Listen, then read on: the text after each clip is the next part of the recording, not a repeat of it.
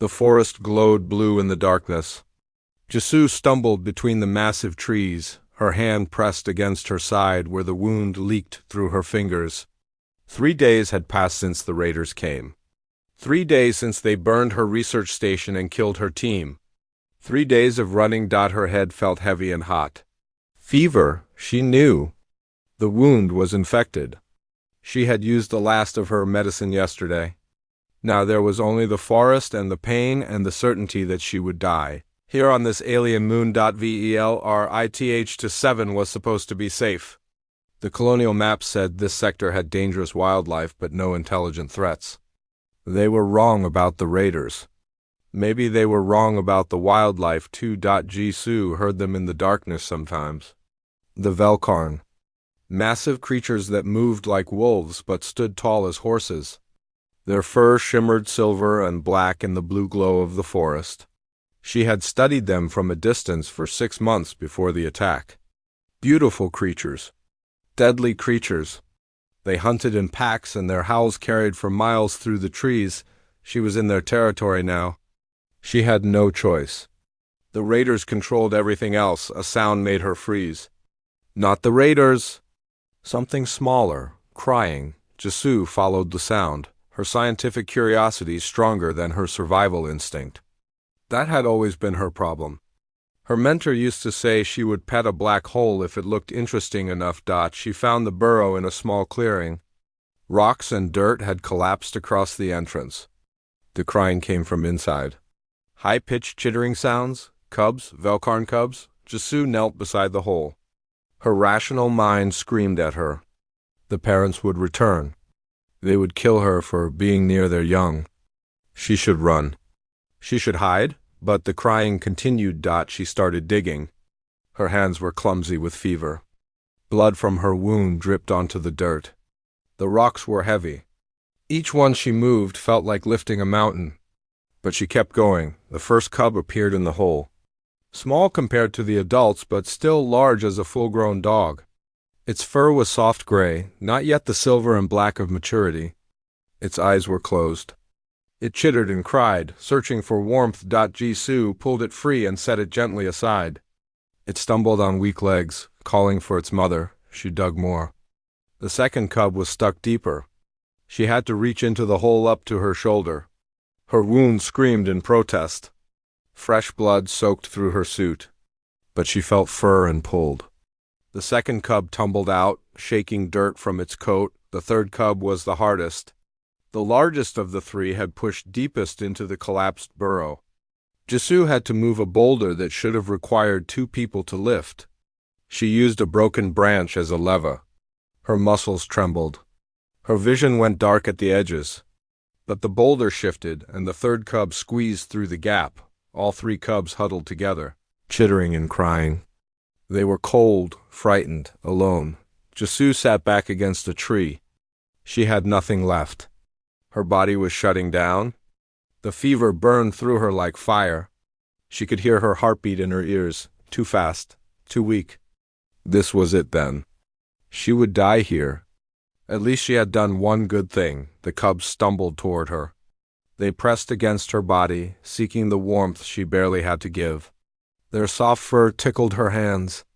One of them licked her face with a rough tongue. It chittered softly, a questioning sound. Jisoo tried to smile. Tried to tell them their parents would come. Tried to say they would be okay. But words were too heavy now. The darkness came slowly. It crept in from the edges of her vision like the tide. She felt the cubs press closer. Felt their warmth mixing with hers. Somewhere far away, she heard a sound. A long, haunting howl that echoed through the glowing forest. The cubs answered with their small voices, calling, crying, telling.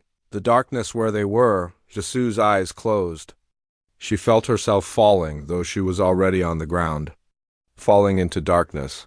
Falling into silence. The last thing she felt was soft fur and the chittering of the cubs. The last thing she heard was the howl growing closer. Multiple voices now. The pack was coming, and she had touched their young. She should have been afraid. But fear required energy she no longer had. Instead, There was only the darkness and the warmth of the cubs and the strange peace of knowing she had saved something beautiful before the end. The forest glowed blue around her. The cubs cried their small cries. And Jisoo, who had crossed the stars to study alien life, collapsed beside the creatures she had saved, too weak to run, too tired to fear, and too human to have left them to die alone in the dark. The howls grew closer. The pack was almost here, and Hanjisu knew nothing at all anymore, lost in fever dreams where the stars fell like rain and alien voices sang songs she almost understood. Warmth, that was the first thing Jisoo felt when consciousness returned. Not the burning fever warmth that had consumed her before, but something different. Something comfortable and safe. She opened her eyes slowly. The world came into focus in pieces. Stone walls, a cave, blue light filtering through an entrance, and fur, silver and black fur draped across her body like a blanket. But this blanket breathed. Jisoo froze. Her scientific mind cataloged details even through her confusion. The fur belonged to something massive, something alive. She could feel its breathing, slow and steady against her side. She could smell it, a scent like pine trees and rain and something wild she had no words for. She turned her head carefully. Amber eyes watched her. They belonged to the largest Velkarn she had ever seen. A male, she thought, based on the scarring across his muzzle and the sheer size of him. He lay curled around her, his massive body creating a wall of warmth and protection. One of his paws was larger than her head. Jisoo should have been terrified. Every instinct should have told her to run. But something in those intelligent eyes stopped her. They were not the eyes of a mindless predator. They watched her with what looked like concern, like he was checking to see if she was all right. She tried to sit up. Pain lanced through her side, but it was manageable now. Different. Her hand moved to the wound and found something there. A paste of some kind covered the injury. It smelled like herbs and earth. The infection was gone. The fever had broken. The large male shifted, allowing her to move but staying close. He made a low sound in his throat, not quite a growl but something else. A question maybe. Movement caught her eye. 3 small shapes tumbled across the cave floor. The cubs? They were alive and healthy and playing like nothing had happened. When they saw her sitting up, they bounded over with excited, chittering sounds. Another Velkarn emerged from the shadows. A female, smaller than the male, but still enormous by human standards. Her fur was storm gray and sleek. She watched Jisoo with cautious eyes, but not hostile ones. The cubs ran to her, and she lowered her head to nuzzle them gently. Jisoo understood then. This was the pack, the cubs' family. They had found her collapsed beside their young, and instead of killing her, they had brought her here. They had tended her wounds. They had kept her warm. The large male stood slowly. He was even bigger than she thought. His head would reach her shoulder, even on all fours. Scars marked his body, evidence of battles won and survived. This was the Alpha, the leader. And for some reason he had chosen to save her life. He moved to the corner of the cave and returned with something in his jaws. Her field kit, the battered survival pack she had been carrying when she collapsed. He set it down carefully in front of her. Jisoo stared. They had brought her things. Like they understood she might need them. Like they understood what tools were. The Alpha made another sound and walked to a shallow depression in the stone floor. Water pooled there, clear and fresh. He looked at her, then at the water, then back at her. The meaning was obvious. Drink. She crawled to the water on shaking legs. The Alpha stayed close, his body positioned so she could lean against him if she fell. She did fall, once, and his solid warmth caught her. His fur was softer than it looked. The water was cold and perfect. Jisoo drank until her throat stopped aching. When she finished, the Alpha guided her back to the sleeping area. He settled down beside her again, his body curved protectively around hers. One of the cubs climbed onto his back and chittered happily. Days passed in the cave. Jisoo grew stronger. The pack brought her food, though she struggled with the raw meat at first. The gray female, who Jisoo started calling Seoyeon in her mind, brought different plants. Some were sweet, others bitter. Jisoo recognized a few from her research: medicinal plants, nutritious roots. The Velkarn knew their forest. She watched the pack interact. The way they touched noses in greeting. The way they howled together at dawn and dusk, their voices blending in complex harmonies. The way the cubs were taught to hunt, to move silently, to read the forest signs. This was not simple animal behavior. This was culture, teaching, language, the alpha, who she thought of as Dayun because something in his bearing reminded her of strength and protection, never left her alone for long. When the other pack members brought food, he always checked it first. When she tried to walk outside the cave and stumbled, he was there to catch her. When night fell and the temperature dropped, his fur was her blanket. The cubs had adopted her completely. They brought her things they found interesting, shiny stones, fallen feathers, a beetle that glowed in the dark. They tumbled over her legs and chewed on her boots, and made sounds she swore were laughter when she tried to howl with the pack at dusk. 2 weeks after waking in the cave, Jisoo finally felt strong enough to examine her field kit properly. Most of her equipment was damaged but not destroyed. Her emergency beacon was broken. Her medical scanner was cracked but functional. And then her translator device, the prototype she had been testing, was partially intact. She worked on it carefully, aware of Dayun watching over her shoulder. His breath was warm against her neck.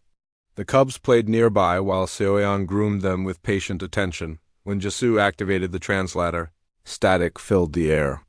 Then fragments of sound. Then something that made her hands shake. Dayun had been making his usual low sounds, the ones she heard when he checked on her. The translator crackled and produced words, broken and distorted, but words. Small pack. Sister safe now, Jisoo turned to stare at the massive creature beside her. He tilted his head, those amber eyes watching her intently. He made another sound. Cubs of my blood live because Firekeeper, brave Firekeeper. He had named her. They had a language. A complex, structured language. And Dayan, this alien alpha, who should have been nothing more than an animal, understood that she had saved his children. Understood gratitude. Understood family. Jisoo reached out slowly and placed her hand against his massive head. His fur was warm beneath her palm. He leaned into the touch and made a sound the translator interpreted as contentment. She was not a prisoner here. She was pack. The evening started peaceful. Jisoo sat at the cave entrance, watching the forest glow in the fading light.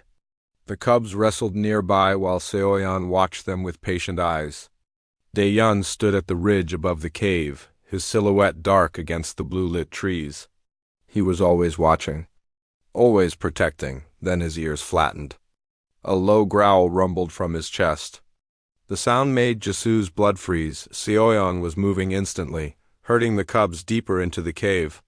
The other pack members emerged from the forest, 6 more Velkarn ranging from adolescent to full-grown warriors. They took positions around the cave entrance, bodies tense and ready. Daeyun's growl grew louder. He looked back at Jisoo and made a sound her translator had learned to recognize. Danger. Then she heard them. Human voices. Boots crushing through underbrush. The whine of charging energy weapons. The raiders had found her. 6 men emerged from the tree line, weapons raised. Jisoo recognized the leader. A man named Quan with a scar across his jaw and cold eyes that had shown no mercy when he burned her research station. He smiled when he saw her. There you are, Doctor. Thought the forest would have taken you by now. Jisoo stood slowly, placing herself between the raiders and the cave. Behind her, she felt Daeyun's presence, massive and protective. His growl was a constant warning rumble. Leave, Jisoo said. Her voice was stronger than she felt. You have no business here. Quan laughed. Our business is finishing what we started. Can't leave witnesses. And these animals, he gestured at the Velkarn, their pelts will bring enough money to make this whole mess worthwhile. 2 birds, 1 stone. The raiders spread out, flanking positions, professional, military training. The Velkarn pack shifted to mirror their movements, intelligent tactics matching human strategy. But the raiders had weapons that could drop these creatures from 100 meters away. Daeyun pressed closer to Jisoo. She felt his intent, felt him ready to throw his body over hers as a shield. He would die to protect her. They all would. Because she was Pac now, that thought gave her courage and clarity. "Wait," she said, her mind racing. She remembered her field kit still inside the cave. The emergency supplies she had not yet fully inventoried. "Just wait." She moved slowly backward into the cave, hands raised. Quan tracked her with his weapon but did not fire. He wanted her to run. Wanted the hunt. That arrogance would be his mistake. Her pack let her pass. The cubs huddled in the back, frightened but silent. Smart cubs. Xiaoyan stood over them, ready to defend with her life. Jisoo reached her field kit and opened it with shaking hands. Emergency flares, she had 4 of them. A plasma cutter for geological samples, half charged. Polymer cord strong enough to hold 100 kilos. And her broken scanner, still emitting a low-frequency pulse she could modify. The raiders were advancing. She heard Quan's voice ordering his men forward. Heard the Velkarn's snarling warnings. Heard the first energy weapon discharge and a yelp of pain. Jisoo's hands stopped shaking. She had studied on this moon for 6 months. She knew what these raiders did not. The Velkarn were nocturnal hunters. Their eyes were adapted to darkness and low light. And the raiders she saw now through the cave entrance. All wore military-grade night vision equipment. She modified the flares quickly, setting them for maximum flash intensity. She adjusted her scanner to emit a piercing frequency that would disorient the raiders' equipment. Then she grabbed the plasma cutter and moved to Daeyeon's side. She touched his flank. He looked at her with those intelligent amber eyes. She pointed to the raiders, then to herself, then made a sweeping gesture toward the forest. The translator crackled with her attempt at their language. "Drive them that way when light comes?" She saw understanding in his eyes. He made a sound to his pack, a complex series of growls and barks. They shifted position, preparing. Jisoo activated the scanner first. The high-frequency pulse made the raiders curse and clutch at their helmets. Their night vision flickered and distorted. Then she threw the first flare. The forest erupted in blinding white light. The raiders' equipment, designed to amplify available light, became instruments of torture. They screamed and tore at their helmets, temporarily blind. The Velkarn struck like shadows made flesh. They were not trying to kill, Jisoo realized. They were hurting, just as she asked. Driving the stumbling, blind raiders toward the tree line, she threw the second flare, then the third. The forest became a strobing nightmare of light and shadow. She activated the plasma cutter and ran to a massive dead tree that leaned over the raiders' line of retreat. The tree was hollow and rotting. One precise cut at the base. Daeyeon saw what she was doing. He howled, a specific pattern, and his pack drove harder, pushing the raiders toward the trap. The tree fell with a sound like thunder. 3 raiders disappeared beneath its branches, trapped but alive.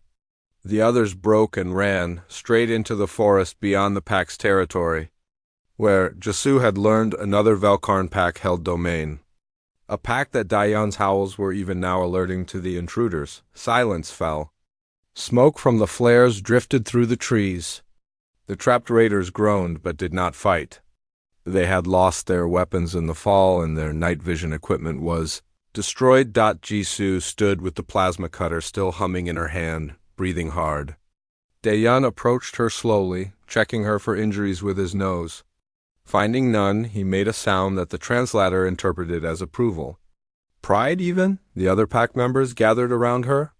One, a younger male with notched ears, lowered his head and touched his nose to her hand. A gesture of respect she had seen them give to Daeyeon. They saw her now. Not as a weak thing to be protected, but as a hunter. As pack, over the next hour, Jisoo worked to repair her translator more completely. When it finally achieved full functionality, she turned to Daeyeon and spoke clearly. "Thank you. For saving me. For trusting me." He made a complex sound. The translator processed and gave her words that made her eyes sting with tears. "Small pack sister saved cubs of my blood. This makes her blood of my blood. We are one pack against the dark. This is the way of the Velkarn since the first moon rose. One pack. Family, the concept that transcended species and worlds. Jisoo placed her hand on his broad head and felt his warmth, his strength, his trust. And she understood that she had not just been saved by these creatures. She had been chosen, accepted, loved. In the distance, the sound of fleeing raiders being pursued by another pack echoed through the forest. Justice delivered by four legs and silver fur, and Jisoo, who had come to this world to study alien animals, smiled and howled with her pack as the moons rose overhead. 4 weeks had passed since the raider attack. Jisoo had learned more about the Velkarn in that time than in her previous 6 months of distant observation. She learned they marked their territory not with simple scent, but with complex symbols carved into trees. Each mark told a story: this pack's history, their numbers, their alliances with neighboring packs. She learned they mourned their dead with 3-day ceremonies, howling songs that sounded like grief made into music. She learned they had words for honor, for courage, for sacrifice. Concepts she had thought belonged only to beings with hands to write them down. The cubs, who she now knew by their true names through the translator, followed her everywhere. Bora, the curious one, brought her insects to examine. Haniel, the brave one, tried to teach her to hunt small creatures in the underbrush. Tiang, the gentle one, slept curled against her every night, his soft snores a comfort in the darkness. Dayan had shown her the forest like she was a newly born cub learning the world. He taught her which streams were safe to drink from, which plants could heal and which could kill, how to move silently through the glowing undergrowth, how to read the signs of weather in the way the trees bent their branches. Sioyon had accepted her completely now, grooming her hair with a rough tongue the same way she groomed her cubs. It was uncomfortable and oddly touching. This was family, alien and strange and utterly real. Then, on a cool morning while she was helping the cubs practice their pouncing technique, her emergency beacon's backup system activated. She had managed to repair it using components from the plasma cutter and sheer determination. The signal, she knew, would reach orbit within hours. Jisoo sat in the cave entrance, holding the device, feeling its weight like a stone in her stomach. Dayan approached and settled beside her. He always knew when something troubled her. "A call to your sky pack," the translator provided as he made a questioning sound. "Yes," Jisoo said softly. "They will come for me. My people." Dayan was silent for a long moment.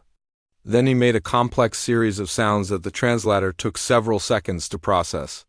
"We knew this time would come, Firekeeper. We have spoken of it, my pack and the elder packs in the deep forest. Your people will want to know about us? About what we are." Jisoo felt her heart clench. "They will classify you as sentient. Protect your world from colonization." "It should be good news." "Should be," Dayan repeated. His amber eyes held a wisdom that made her feel young and naive. "But protection can be a cage. We have watched your settlements from afar, seen how you reshape the land. We have heard the sky thunder of your ships. If you tell your pack that we think and speak and dream, what will they do? Will they honor us as equals? Or will they study us like cubs in a den, always watched, never free?" The question hung in the air between them. Jisoo had no answer because she did not know. The Galactic Council had protocols for first contact with sentient species. Protections, yes, but also restrictions, observation, documentation, the slow, grinding machinery of bureaucracy that would change the Velkarn forever whether they wanted change or not. "What do you want me to do?" she asked. Dayan made a sound that might have been laughter. "That is not the question, small pack sister. The question is what is true and what is right. You are a truth seeker. You know what we are now. Can you stand before your pack and lie? Can you call us beasts when you have heard us speak? When cubs of my blood love you as a mother." Tiang chose that moment to tumble over Jisoo's lap, chittering happily. She scratched behind his ears, feeling his contentment through his small sounds. She thought of Bora bringing her treasures, of Haniel trying to protect her from imaginary threats, of Seoyeon teaching her to find water by the shape of the stones. She thought of Dayan draping his massive body over hers when she was dying, sharing his warmth, saving her life. No, she could not lie. "Not about this. Not about them.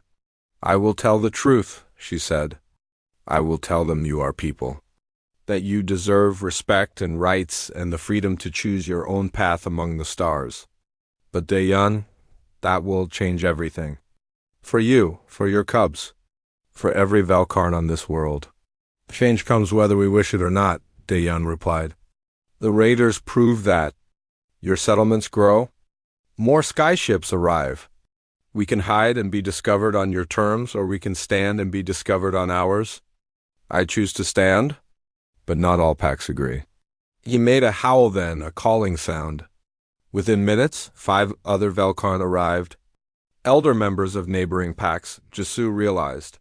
Their scars and graying fur spoke of long lives. They had been waiting nearby, listening. What followed was unlike anything Jisoo had witnessed. A debate, conducted in howls and growls and complex body language her translator struggled to keep up with. Some argued for isolation, for driving all humans from Valkarn lands before more arrived. Others argued for limited contact, trade perhaps, but maintaining distance. And some, like Daeyeon, argued that humanity's arrival was inevitable and that the Valkarn should meet it as partners, not prey. The debate lasted hours. Jisoo sat silently, understanding that her presence was both the center of the discussion and irrelevant to its outcome. This was for the Valkarn to decide. Finally, as the sun began to set, consensus emerged. Tentative, fragile, but real. If Jisoo's Skypack would honor certain terms, certain boundaries, certain rights, then the Valkarn would accept formal contact. They would speak to the Star Councils. They would claim their place among thinking beings, but if humanity proved unworthy, if they tried to cage or control or protect the Valkarn into submission, then the packs would vanish into the deep forests and humanity would find only ghosts and shadows in the trees. And their future interactions would be as enemies, not allies. I will tell them, Jisoo promised. I will make them understand. You deserve to be heard. To choose, Daeyeon touched his nose to her forehead, a gesture of ultimate trust among his kind. Then we will wait for your Skypack, Firekeeper. And we will see what your people are made of. That night, Jisoo received the response to her beacon. The research vessel Mugon would arrive in 6 days. They knew about the raider attack. They wanted her testimony. They wanted her data. They wanted her safe and home, but this was home now, she realized. This cave with its stone walls and soft furs. These creatures who had saved her and accepted her. This strange, beautiful family that walked on 4 legs and howled at the moons. She had 6 days to prepare. 6 days to find the words that would bridge 2 species. 6 days to hope that humanity could be worthy of the trust these magnificent beings were placing in her. 6 days before everything changed forever. Jisoo looked at the translator in her hands, at the cubs sleeping in a pile, at Daeyeon standing guard at the cave entrance. She had come to this world to study alien life. She was leaving it having learned what it meant to be truly human, the courage to recognize personhood in eyes that did not look like hers, and the honor to fight for those who had given her their trust. The 5th day came with warning howls from the outer territories. Daeyeon's ears flattened the moment he heard them. Jisoo, who had learned to read his body language like her own native tongue, felt her stomach drop. Raiders? She asked, though she already knew the answer. Many, Daeyeon responded through the translator. More than before. They move with purpose, not hunting but hunting us. You and my pack both. Kwon, Jisoo thought. The raider leader had escaped the last attack. Now he was returning with reinforcements, and this time he would not underestimate them. This time he would come to kill. Within the hour, the count came from the scout packs. 20 armed humans, military-grade equipment, moving in coordinated formation toward the pack's den. They had 1 day before the Mogoma arrived. 1 day that Kwon intended to use to eliminate all witnesses to his crimes. Seoyeon took the cubs and the other females deep into the emergency tunnels, a network of caves that ran for miles underground. She pressed her nose to Jisoo's cheek before leaving, a gesture that said goodbye and be safe and come back to us. The cubs cried and reached for Jisoo, not understanding why their strange, hairless mother was not coming with them. I will see you again, Jisoo promised Taeyang as he whimpered. I promise. 12 Velkarn warriors remained, including Daeyeon, against 20 humans with energy weapons. The odds were terrible. But Jisoo had something the raiders did not. She had fought them before, and she had learned how Velkarn thought, how they moved, how they could be more than the sum of their parts. She spread out her remaining equipment. 2 functioning drones from her research kit, her geological scanner, motion sensors designed to detect seismic activity, a weather monitor, emergency flares, and her mind trained to observe and adapt and solve problems no one had solved before. We cannot meet them in open combat, she said to Daeyeon. They have range and firepower. But this is your forest. You know every tree, every stone, every shadow. I can give you tools to make their advantages meaningless. Will you trust me? Daeyeon made a sound that the translator rendered as fierce approval. You are Pack Firekeeper. We trust. They spent hours preparing. Jisoo placed motion sensors along the likely approach paths, linked to her scanner to create a real-time tactical map. She modified her drones to emit false heat signatures, drawing fire and attention. She used the weather monitor to track wind patterns. Knowing the Velkarn, hunted by scent as much as sight, and she taught the warriors something humans had. Perfected over thousands of years of warfare, coordinated ambush tactics. Not the instinctive pack hunting they knew, but deliberate, planned strikes that used the raiders' expectations against them. They think they are hunting animals? She told them through the translator. Let them believe it until it is too late. The raiders arrived at dusk. Jisoo watched them on her scanner, 20 dots moving in professional formation. Kwan's voice carried through the trees, ordering his men to spread out to secure the cave. To leave nothing alive, they never saw the first trap. Jisoo's modified drones flew overhead, their false heat signatures drawing fire and revealing the raiders' positions. While they shot at ghosts, the Velkarn moved through the underbrush like smoke. The first raider went down without firing a shot, tackled by 2 warriors who moved in perfect silence. They did not kill him, just as Jisoo had instructed. Unconscious enemies could testify later. Dead ones could not. Kwan realized the trap quickly. He was a professional. He pulled his men back, regrouped, changed tactics. But every time they advanced, another sensor triggered, giving the Velkarn warning. Every time they thought they had cornered the pack, false signatures led them into ambush. The battle became a nightmare of hit-and-run attacks. The Velkarn were ghosts in the glowing forest. The raiders were hunters who became prey. And Jisoo coordinated it all from the cave entrance, reading her scanner, calling out positions through the translator that Daeyeon somehow understood and conveyed to his pack in their complex language. But 20 against 12 was still 20 against 12. The raiders adapted. They started using wider area weapons, energy bursts that did not need precise aim. One Velkarn went down, yelping in pain. Then another. The pack was being whittled away. Kwan broke through the outer defenses. 5 raiders reached the cave entrance. Jisoo stood there, her last emergency flare in one hand and her scanner in the other. Behind her, Daeyeon emerged from the darkness, blood on his fur but his eyes blazing with protective fury. Should have stayed hidden, Doctor, Kwan said, raising his weapon. Should have just died quiet. Daeyeon roared and charged. The raiders fired. Energy bolts lit the night. And Jisoo saw the alpha she loved, the creature who had saved her life, take 3 direct hits to his massive chest. He stumbled but did not stop, throwing himself at the raiders even as his legs buckled. No! Jisoo screamed. She triggered her scanner's emergency burst, uploading every piece of data she had collected. Video of the Velkarn speaking. Audio of their language. Proof of sentience. Proof of Kwan's crimes. All of it transmitted in one desperate burst toward orbit. She did not know if the signal would reach the Mugunghwa. Did not know if anyone would hear.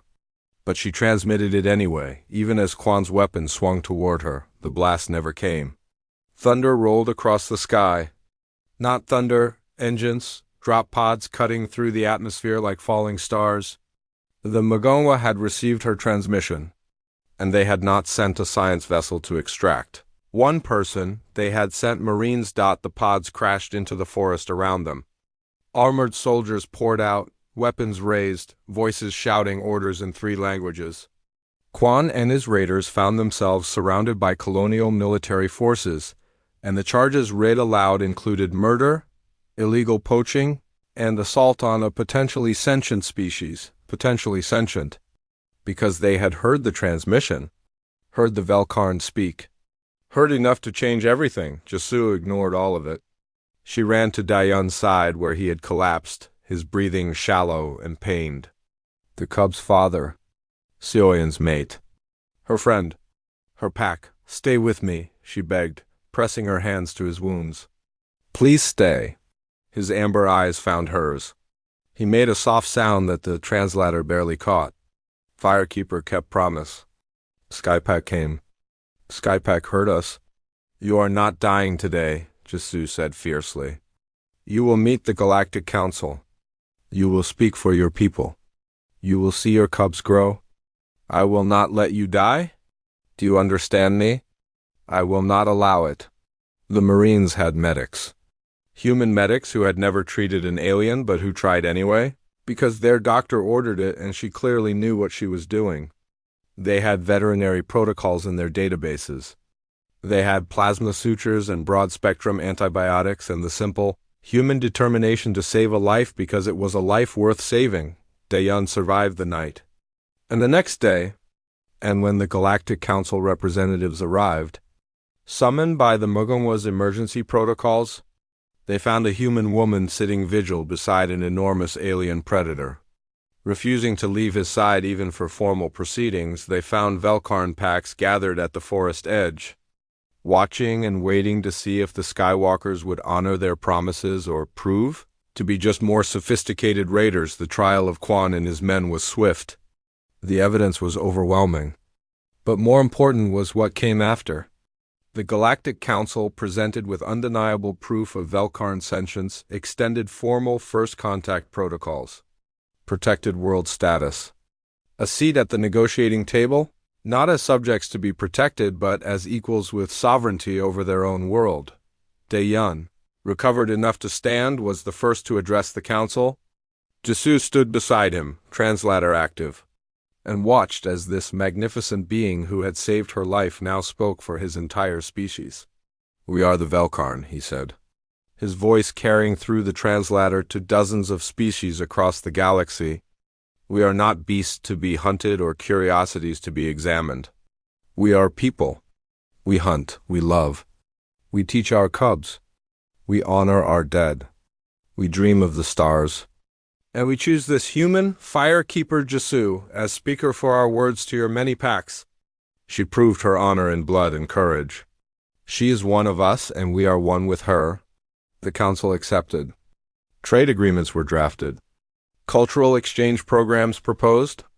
Boundaries established that would protect Velkarn territory while allowing limited, respectful human presence.